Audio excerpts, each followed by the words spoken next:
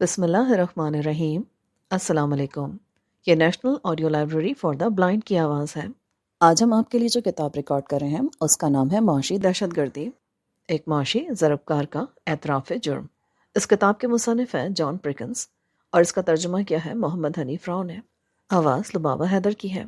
اگر آپ بھی ہم سے کوئی کتاب ریکارڈ کرانا چاہتے ہیں تو فون نمبر 0321434287 پر ہم سے رابطہ کریں۔ باب نمبر 13، صفحہ نمبر 130۔ جرنل کے ساتھ گفتگو۔ یہ دعوت نامہ بالکل غیر متوقع تھا۔ 1972 کے اسی سفر کے دوران ایک صبح میں اپنے دفتر میں بیٹھا ہوا تھا جو مجھے پاناما کی ریاستی بجلی کمپنی کی طرف سے ملا ہوا تھا۔ میں اعداد و شمار کے گوشوارے پر جھکا ہوا تھا کہ ایک شخص نے آہستہ سے کمرے کے کھلے دروازے پر دستک دی۔ میں نے اس کو اندر بلا لیا اور دل ہی دل میں خوش ہوا کہ اعداد و شمار کے خشک مضمون سے توجہ ہٹانے کا کوئی بہانہ ملا۔ اس نے اپنا تعارف کروایا کہ وہ جرنل کا ڈرائیور ہے اور مجھے اپنے ساتھ جرنل کے ہاں لے جانے کے لیے آیا ہے۔ 1 گھنٹے کے بعد میں جنرل عمر توریجو کے سامنے بیٹھا تھا۔ وہ عام سے پانامی لباس میں ملبوس تھا، خاکی پتلون اور آدھی آستین کی قمیص جس کے بٹن پورے بند تھے۔ قمیص ہلکے نیلے رنگ کی تھی جس میں کہیں کہیں کوئی ڈیزائن جھلک رہا تھا۔ وہ دراز قامت، صحت مند اور خوبصورت تھا۔ اپنی بے پناہ ذمہ داریوں کے باوجود وہ حیران کن حد تک پرسکون نظر آ رہا تھا۔ اس کی کشادہ پیشانی پر سیاہ بالوں کی ایک لٹ گری ہوئی تھی۔ اس نے میرے انڈونیشیا، گوئٹے مالا اور ایران کے سفروں کے بارے میں بتایا۔ وہ ان تینوں ممالک میں بہت زیادہ دلچسپی رکھتا تھا، لیکن شاہ ایران محمد رضا شاہ پہلوی کے معاملے میں اس کی دلچسپی کچھ زیادہ ہی نمایاں تھی۔ شاہ 1941 میں اس وقت برسر اقتدار آیا تھا جب انگریزوں اور روسیوں نے اس کے والد کی حکومت کا تختہ اس الزام میں الٹا کہ ہٹلر کے ساتھ خفیہ تعلقات تھے۔ توریجو کہنے لگا، کیا تم اندازہ کر سکتے ہو کہ ایک شخص اپنے ہی باپ کو تخت سے محروم کرنے کی سازش کا حصہ بنے؟ پاناما کا صدر اس دور دراز ملک کی تاریخ سے بخوبی واقف تھا۔ ہم کچھ دیر تک باتیں کرتے رہے کہ کس طرح 1951 میں شاہ کے خلاف بساط الٹ گئی اور اس کے اپنے ہی وزیر اعظم محمد مصدق نے اس کو جلا وطن ہونے پر مجبور کر دیا۔ توریجو جانتا تھا اور یہ بات ساری دنیا کو ہی معلوم تھی کہ مصدق پر کمیونسٹ ہونے کا ٹھپا CIA نے لگایا تھا اور وہی لوگ شاہ کو دوبارہ برسر اقتدار بھی لائے۔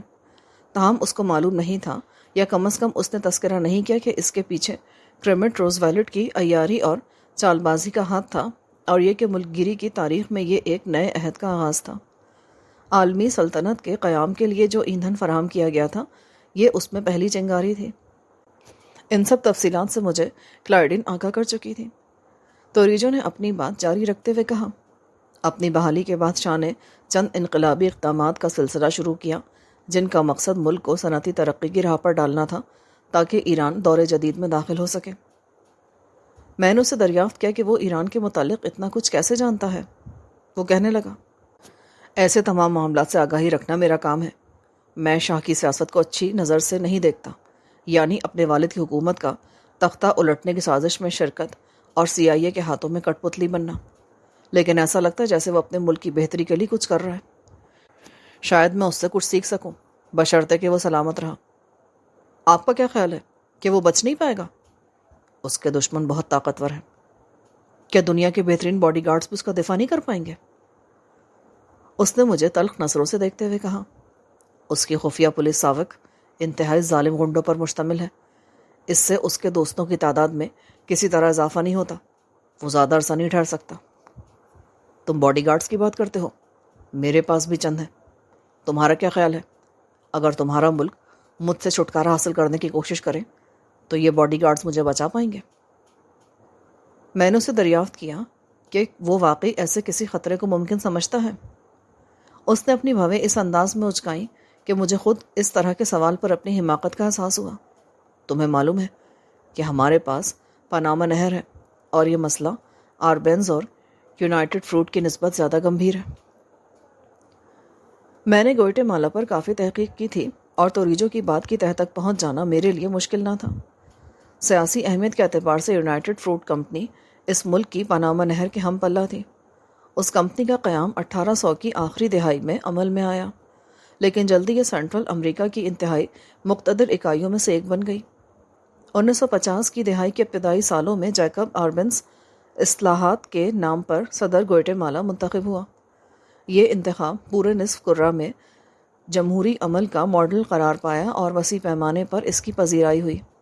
اس وقت گوئٹے کے 3% سے بھی کم لوگ ملک کی 70% اراضی کے مالک تھے۔ آربنس نے وعدہ کیا کہ وہ افلاس زدہ عوام کو بھوک سے نجات دلائے گا۔ اپنے انتخاب کے بعد اس نے وسیع پیمانے پر زرعی اصلاحات کا پروگرام شروع کیا۔ توریجو پھر گویا ہوا۔ غریب اور متوسط طبقے کے عوام نے پورے لاطینی امریکہ میں آربنس کے اقدامات کو سراہا۔ میں ذاتی طور پر اس کو اپنا ہیرو مانتا تھا، لیکن ہم اس کے بارے میں بہت متفکر تھے۔ ہم جانتے تھے کہ یونائٹڈ فروٹ ان اصلاحات کی سخت مخالف تھی، کیونکہ وہ چند بڑے اور انتہائی متشدد زرعی مالکان میں سے ایک تھی۔ Colombia, Costa Rica, Cuba, Jamaica, Nicaragua, Santo Domingo اور یہاں پاناما میں بھی ان کے اسی قسم کے مفادات مرکوز تھے۔ اب یہ بات ان کو کسی طرح ہضم نہیں ہو سکتی تھی کہ آربنس کے نظریات سے ہم جیسے دوسرے ممالک بھی اثر قبول کرنا شروع کر دیتے۔ اس سے آگے میں سب کچھ جانتا تھا۔ یونائٹڈ فروٹ نے امریکی عوام اور کانگریس کو یہ باور کرانے کے لیے کہ آربنس روسی سازش کا حصہ تھا اور گوئٹے مالا در حقیقت روس کا بغلی بچہ تھا، تعلقات عامہ کی ایک زبردست مہم شروع کی۔ بالآخر 1954 میں CIA نے قوت کے زور سے حکومت کا تختہ الٹ دیا۔ امریکی ہوابازوں نے گوئٹے مالا شہر پر بمباری کی اور جمہوری طور پر منتخب صدر آربنس کی حکومت کا خاتمہ ہو گیا۔ اس کی جگہ دائیں بازو سے تعلق رکھنے والے ظالم ڈکٹیٹر کرنل کارلوس کیسٹیلو آرمس کا تقرر عمل میں آیا۔ نئی حکومت ہر لحاظ سے یونائٹڈ فروٹ کی مرہون منت تھی۔ اظہار تشکر کے طور پر حکومت نے اصلاحات کے پورے عمل کو الٹا گھما دیا۔ غیر ملکی سرمایہ کاروں کے مفادات اور آمدنی پر سے تمام ٹیکس منسوخ کر دیے، خفیہ رائے شماری کے طریقے کو ختم کر دیا اور اپنے مخالفین سے جیلیں بھر دی۔ جس نے بھی کیسٹیلو کے خلاف زبان کھولنے کی جرات کی، اس کو تشدد کا نشانہ بنایا گیا۔ 20ویں صدی کے بقیہ حصے میں گوئٹے مالا میں تشدد اور دہشت گردی کی جو لہر دوڑی، مورخین اس کے ڈانڈے یونائٹڈ فروٹ، CIA اور گوئٹے مالا کے آمر کرنل کیسٹیلو کے زیر کمان فوج کے اتحاد ثلاثہ سے جوڑتے ہیں۔ توریجو نے اپنی بات جاری رکھتے ہوئے کہا، آربنس قتل کر دیا گیا، اس کا سیاسی قتل ہوا اور کردار کشی کی گئی۔ امریکی عوام نے CIA کی اس غلاظت کو گوارا کیسے کیا؟ میں اتنی آسانی سے جانے والا نہیں ہوں، یہاں کی فوج میرے اپنے لوگوں پر مشتمل ہے۔ پھر وہ ایک تلخ مسکراہٹ کے ساتھ بولا، سیاسی قتل سے کام نہیں چلے گا، مجھے قتل کرنے کے لیے CIA کو خود حرکت میں آنا پڑے گا۔ ہم دونوں اپنے اپنے خیالات میں گم چند لمحے خاموش بیٹھے رہے۔ توریجو نے اس خاموشی کو توڑنے میں پہل کی، آگے کو جھکتے ہوئے سرگوشی میں بولا، اب میرا مد مقابل بیسٹل ہے۔ یہ سن کر میں ہکا بکا رہ گیا۔ بیسٹل دنیا کی سب سے بڑی اور مقتدر انجینئرنگ کمپنی تھی اور اکثر منصوبوں میں MAIN یعنی مین کی شریک کار تھی۔ میرا خیال تھا کہ پاناما کے ماسٹر پلان میں جو لوگ ہمارے حریف تھے ان میں بیسٹل بھی ایک تھی۔ آپ کہنا کیا چاہتے ہیں؟ میں نے حیرت سے پوچھا۔ ہم ایک نئی پاناما نہر کھودنا چاہتے ہیں جو سطح سمندر کے بالکل ہموار ہوگی، جس میں کوئی رکاوٹیں یعنی لاکس نہ ہوں گی۔ اس میں سے بہت بڑے بڑے جہاز آسانی کے ساتھ گزر سکیں گے۔ مجھے یقین ہے کہ جاپانی ضرور اس کی مالیات کی ذمہ داری سنبھال لیں گے۔ یقیناً اس نہر کے استعمال کنندگان میں وہ سب سے بڑے ہیں۔ بالکل، تم درست سمجھے ہو۔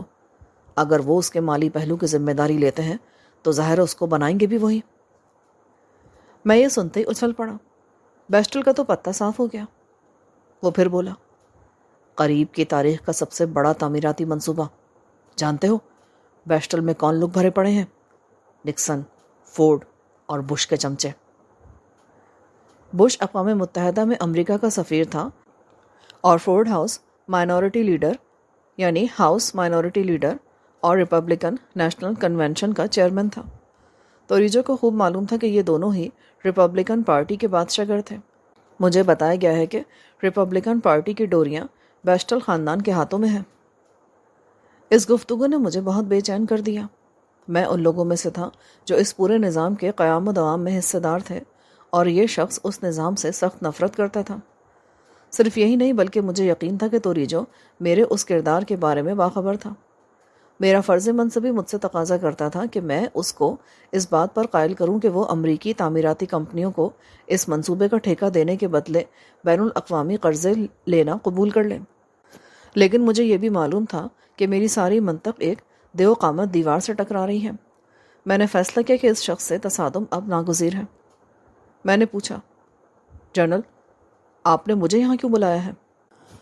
اس نے اپنی گھڑی پر نگاہ ڈالی اور مسکرا کے بولا، ہاں، آؤ، اب ہم اپنے کام کی بات کرتے ہیں۔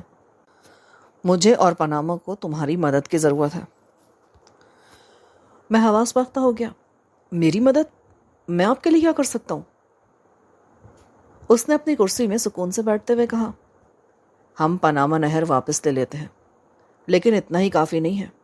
ہمیں ایک بے نظیر ماڈل بنانا ہوگا۔ ہمیں یہ ثابت کرنا ہے کہ ہمیں اپنے افلاس زدہ بھائیوں کی فکر ہے۔ اس کے علاوہ ہم روز روشن کی طرح عیاں کر دینا چاہتے ہیں کہ ہمیں اپنی آزادی سے جو لگاؤ ہے اس کے لیے ہم روس، چین یا کیوبا کے مرہون منت نہیں ہیں۔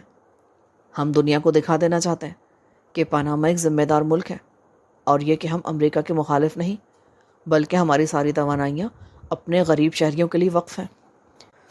یہ سب کچھ کرنے کے لیے ہمیں ایک ایسی معاشی بنیاد تعمیر کرنا ہے جس کا ہم پلہ اس پورے نصف کرہ میں اور کوئی نہ ہو۔ بجلی۔ یقیناً ہمیں بجلی درکار ہے، لیکن ہمیں وہ بجلی چاہیے جس تک ہمارے غریب ترین عوام کی رسائی ہو اور مناسب نرخ پر۔ اسی طرح مواصلات اور ذرائع آمد و رفت کے بارے میں بھی یہی بنیادی سوچ ہے۔ اس کے علاوہ خصوصی توجہ کا مستحق ہمارا زرعی شعبہ ہے۔ یہ سب کچھ پیسے سے ہوگا، اور پیسہ کہاں سے آئے گا؟ پیسہ تمہارا ہوگا، عالمی بینک کا اور بین الامریکی ترقیاتی بینک یعنی انٹر امریکن ڈیولپمنٹ بینک کا۔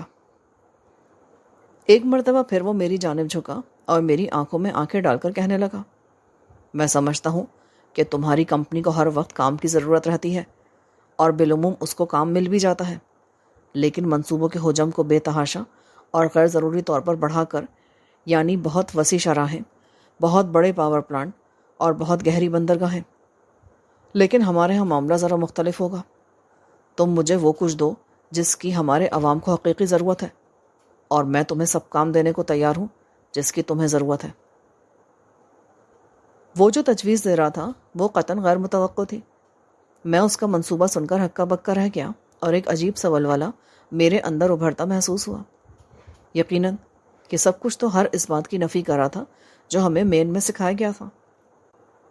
اس بات میں تو کسی شبے کی گنجائش نہیں تھی کہ وہ پوری طرح باخبر تھا کہ غیر ملکی امداد محض نوسر بازی تھی۔